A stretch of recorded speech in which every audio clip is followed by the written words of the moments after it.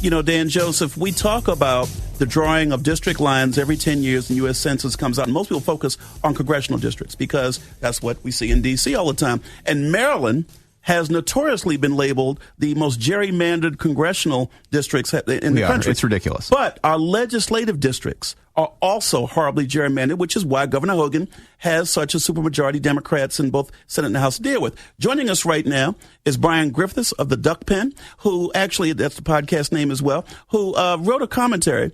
Democrats create commission designed to keep their power. How you doing, Brian? Good, C4. Thanks, gentlemen, both for having me on this morning. Sure. Look, Governor Larry Hogan, in an effort to try to deal with what we've talked about for many years, Brian, in terms of gerrymandered districts, had three Republicans, 3 Democrats, 3 independents, none of them elected officials, on a commission to help redraw the lines. Well, President Senate Bill Ferguson and Speaker of the House Adrian Jones said, we won't have any of that. They appointed their own commission that has 5 Democrats and 2 Republicans, no independents on there. Yeah, it's pretty incredible.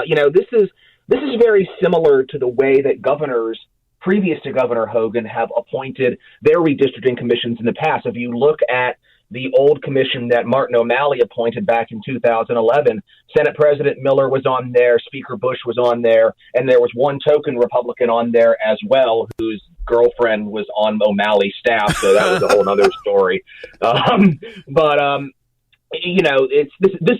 What Ferguson and Jones are doing here is a very traditional Democratic way of drawing the districts, is to put all of the decision makers in a room. Mm-hmm. They do have one non-elected official, Carl Arrow, who I know you know, C4, from your time down there. Yeah. Longtime Democrat of the nonpartisan, we can't see air quotes on the radio, Department of Legislative Services. And Carl Arrow was very much involved in drawing the last 2 sets of districts that both went to court. And by the way, real quick, though, I want to jump in on this point. Once again, Brian Griffiths is on board with us. The Duck Pen, his commentary is excellent about redistricting. In 2002, Dan Joseph, it was a Carl Arrow map along with the President of the Senate, Mike Miller at the time. Speaker was Casper Taylor at the time, Speaker of the House, and Governor Glenn Denning. We took them to court, myself, State Senator Norman Stone, State Senator Lowell Stoltzfus, and for the first time in history, Dan, we got the map thrown out by the highest court, and I'll say Court of Appeals, because of how gerrymandered it was. I only wanted to share that, Brian, because to me, we need to use the courts more than we do to fight these maps.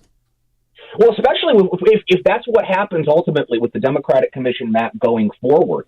And I think people really undersell the importance of your 2002 court case and how important that was in protecting us from districts that were even worse than the ones that we have currently in the General Assembly. But I think the real key here is the fact that how it shows the disparity and the difference between the Legislative Commission, where you've got 5 Democrats and 2 poor Republicans who can't really do much of anything, and compare that to Governor Hogan's commission, where he put 9 people in a room who are not elected officials of 3 different political persuasions, and they're going to come up with something that is much fairer to everybody. And this is not just an issue of partisan or ideological gerrymandering. We know that Asian Americans are underrepresented, particularly in Montgomery County, with how the districts are drawn. We know African Americans in the Baltimore area are underrepresented. We know women are underrepresented. But the Democrats don't care about any of that because all they want to do is protect their phony baloney jobs.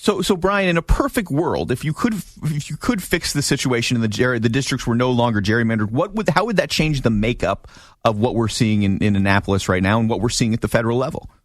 Well, I think the key for Annapolis is making sure that we have single-member districts in the House of Delegates. One of the most fundamentally unfair things about the way our House of Delegates is constructed is the fact that some people have only 1 delegate, some people have 2 delegates, and some people have 3 delegates. In the past, the Democrats have drawn these districts either as single-member sub-districts, 2-member sub-districts, or full 3-member districts based on the political needs of their situation.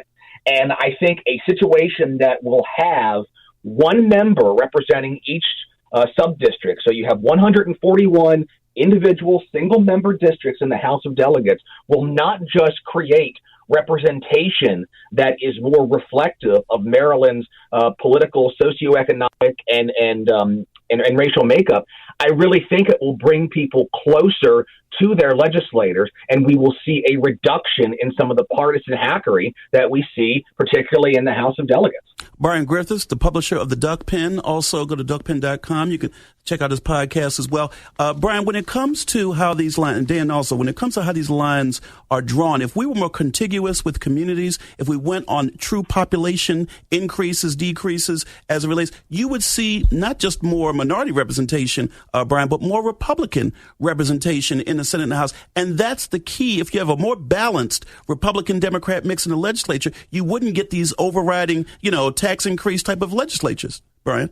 Yeah, and that's really the key there is the fact that these districts are drawn specifically to keep those Democratic majorities in place. A lot of our districts, particularly the ones in Montgomery County, Baltimore County, Baltimore City, Prince George's County, by the way, the 4 jurisdictions that the elected Democrats represent on the Legislative Commission, they draw these districts to be such super Democratic majorities. That's why you get so many far left senators and delegates in Annapolis, because all those folks have to do is appeal to the far left of the Democratic electorate that shows up in primaries, and they don't have to worry about being appealing to the other side, right, to independents, to Republicans. They are so far out there, and they can do that because of how poorly the districts are drawn in favor of Democrats. And C4, to your point too about Congress, Maryland naturally should have 3 Republican congressmen, at least, based on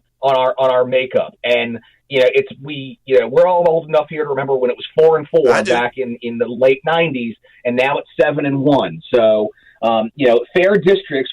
If we had fair districts, we wouldn't have District 3, which looks like a pterodactyl that's connected by alleyways in Baltimore.